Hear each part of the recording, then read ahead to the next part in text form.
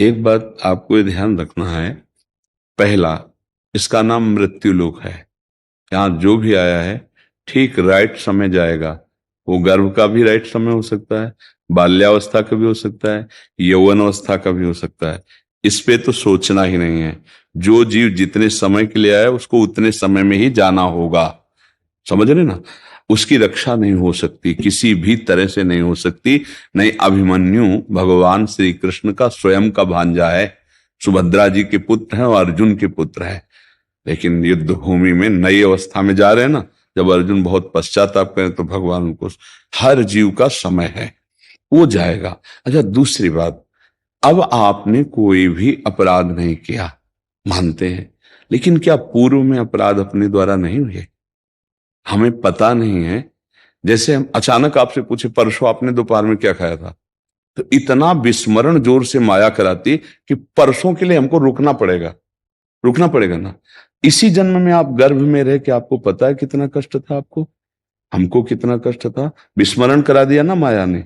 ऐसे ही हमारे द्वारा कुछ पाप हुए हैं और कुछ शुभ कर्म हुए। शुभ कर्म हुए तो आपको एक पद मिला हमारे भारत की सेवा का, और अशुभ कर्म हुए तो वो संग मिला। अब आप जीवन भर उससे पीड़ित रहे, अंदर आपको कष्ट देता रहेगा। वो आपका कर्म है।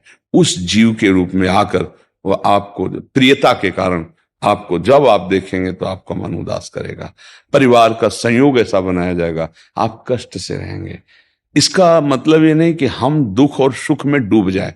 अब हमको विवेक का आश्रय लेना है।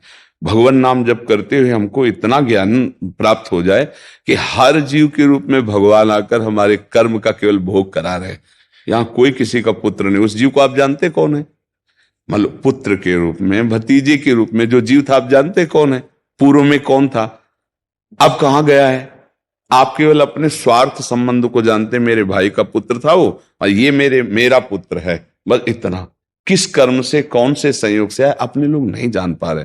इसीलिए अध्यात्म और नाम जप की अत्यंत आवश्यकता है। हमें लगता है नाम जप कीजिए और प्रसन्न रहना सीखे, हर स्थिति में प्रसन्न। हमारे ही किसी कर्म का वो फल है, किसी और का नहीं। अवश्य में भोक्तव्यम कृतम कर्म शुभाशुभम, निज कृत कर्म भोग सुन भ्राता। एक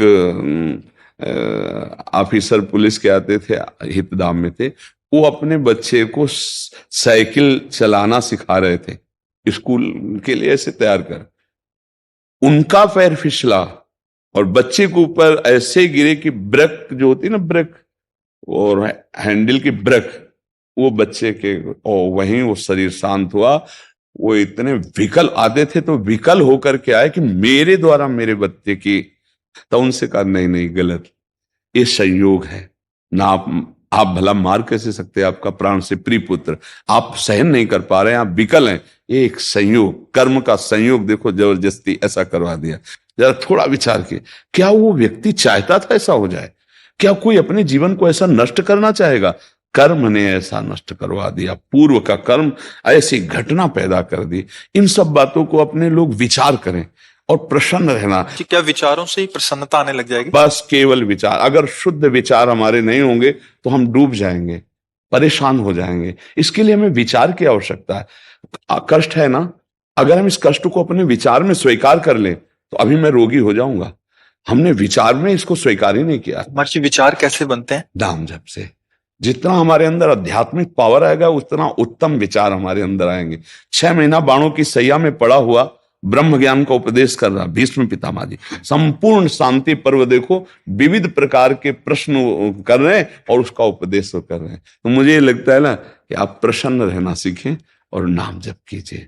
जो कुछ भी हो रहा है पूर्व के विधान के अनुसार हो रहा है और वो होके रहेगा, उसे टाला नहीं जा सकता। तो महर्षि जी, जैसे अभी दुख आ रहे हैं तो हो सकता है आगे सुख भी आए? हाँ बिल्कुल, बिना चाहे जैसे दुख आता है, बिना चाहे सुख आएगा। पर नाम जप के द्वारा हम सुख में फूले नहीं और दुख में भूले नहीं। ये स्थिति आ जाती है कि सुख दुख का कोई महत्व नहीं रहता, वो आनंद में आ जाता है। आनंद और सुख दुख का अंतर है। आनंद भागवतिक होता है, सुख दुख सांसारिक होता है।